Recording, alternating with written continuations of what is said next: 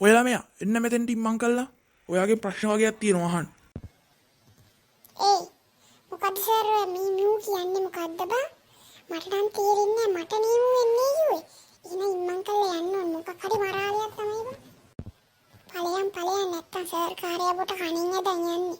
දන්නෝනේ ඔයගොල්ලෝ මේ කටයි විශ්ුණාට පස්සේ දෙයිතොර කණේ පාරවල් ආයි උඩ පැනපැන. මොකද්ද තමුසලා ඔය කසුකුසු ගාන්නේ?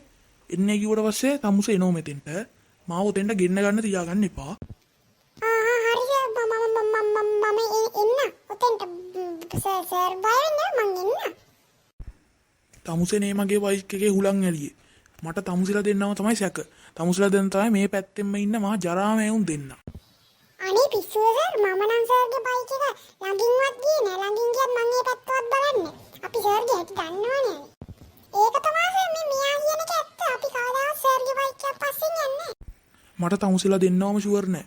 මම පස්සේ තොපිලව අල්ලගන්නම්කෝ.